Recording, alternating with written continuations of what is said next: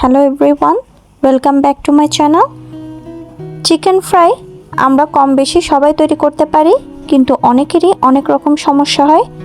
অনেকেরই chicken fry perfect হয় না, যেমন কোটিং ভালো হয় না, তেলে দেওয়ার পর খুলে যায়, অথবা চিকেন ফ্রাই ভেতরে জুসি থাকে না। অনেকেরই আবার বাইরে ক্রিসপি হয়ে যায় কিন্তু কাঁচা থেকে যায়, পারফেক্টভাবে কুক হয় না।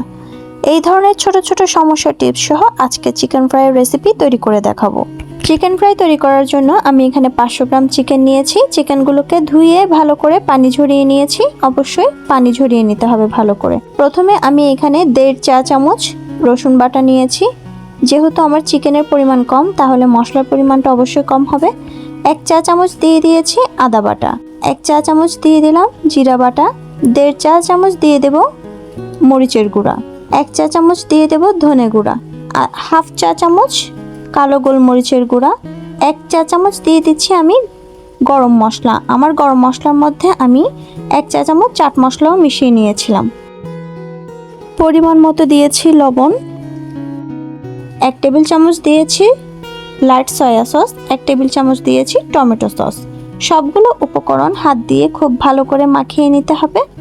সময় নিয়ে আস্তে আস্তে খুব ভালো করে মশলার সাথে চিকেনটা মাখিয়ে নেব, যেন সব জায়গায় পারফেক্টলি মশলাগুলো ঢুকে। আপনারা ঘরে থাকা যে কোনো গরম মশলা ব্যবহার করতে পারবেন, আর গরম মশলার মধ্যে 1 চা চামচ চাট মশলা মিশিয়ে তারপর ব্যবহার করতে পারবেন। এরপর ম্যারিনেট করা চিকেনগুলোকে আমি 1 ঘন্টার জন্য রেস্টে রেখে দেব। আপনাদের হাতে সময় থাকলে নর্মাল ফ্রিজে 2-3 ঘন্টা ম্যারিনেট করে রাখতে পারেন। মনে রাখবেন, যত বেশি ম্যারিনেট করে রাখবেন টেস্ট তত বেশি ভালো হবে। 1 ঘন্টা পর আমি চিকেনগুলোকে একটা ডিমের সাদা অংশ ব্যবহার করেছি, আপনারা চাইলে কুসুম সহ ব্যবহার করতে পারেন। এরপর দিয়ে দিচ্ছি 1.5 টেবিল চামচ কর্নফ্লাওয়ার এবং সমপরিমাণ মানে 1.5 টেবিল চামচ দিয়েছি ময়দা। এবার সবগুলো উপকরণ ভালো করে হাত দিয়ে মাখিয়ে নিতে হবে। কোটিংটা যেন চিকেনের গায়ে লেগে থাকে এমনভাবে মাখাতে হবে।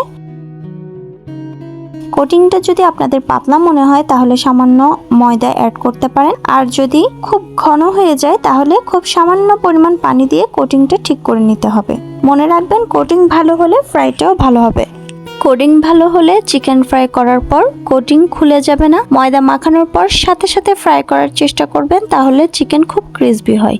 তাই ফ্রাই করার জন্য একটা প্যান বসিয়ে পর্যাপ্ত পরিমাণ তেল দিয়ে দিলাম।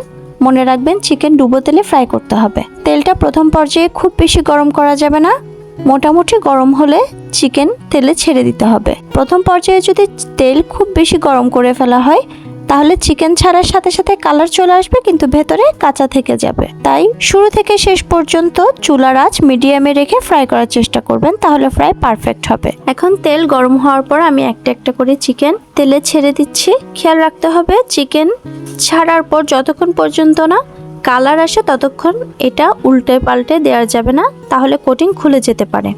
এক পাশে কালার আসলে তারপর সাবধানে উল্টে দিতে হবে। দেখতে পাচ্ছেন, এক পাশে কালার ব্রাউন কালার হওয়ার পর আমি চিকেনগুলো 2টা চামচের সাহায্যে উল্টে দিচ্ছি। চিকেন ফ্রাই করার সময় চুলার আঁচ যেমন বড় করা যাবে না, তেমনি একদম লো আঁচেও ফ্রাই করা যাবে না। লো আঁচে ফ্রাই করলে চিকেনগুলো অনেক বেশি তেল টেনে নেবে, তাই সব সময় মিডিয়াম আঁচে রেখে তারপর ফ্রাই করতে হবে। মোট কথা, চিকেন ফ্রাই করার সময় এই ছোট ছোট টিপসগুলো ফলো করলে চিকেন ফ্রাই পারফেক্ট হবে। ভেতরে হবে জুসি আর বাইরে খুব সুন্দর ক্রিসপি হবে। চিকেন ফ্রাইগুলো আমি উল্টে পাল্টে খুব সুন্দর কালার আসা পর্যন্ত ফ্রাই করে নিচ্ছি। আমি ফ্রাইয়ের টাইমিংটা আপনাদেরকে বলে দিচ্ছি না, কারণ এক একজনের চুলার তাপমাত্রা এক এক রকম হয়, তাই আপনারা এটা নিজে বুঝেই ফ্রাই করে নেবেন। চিকেনগুলো খুব সুন্দর কালার চলে এসেছে, ফ্রাই করাও হয়ে গেছে। এখন আমি একটা একটা করে চিকেন তেল থেকে তুলে নেব। আর আপনারা চাইলে একটা টিস্যু পেপারের উপরও তুলে রাখতে পারেন, তাহলে এক্সট্রা অয়েলটা ঝরে যাবে।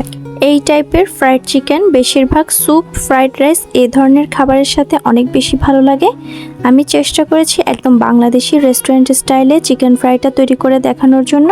আশা করি আপনাদের ভালো লাগবে। আর আমার রেসিপিটা ভালো লাগলে অবশ্যই প্রত্যেকবারের মতো আমার ভিডিওতে লাইক করে দেবেন, আর চ্যানেলটা অবশ্যই সাবস্ক্রাইব করে দেবেন। সে পর্যন্ত সবাই ভালো থাকবেন, সুস্থ থাকবেন। আসসালামু আলাইকুম।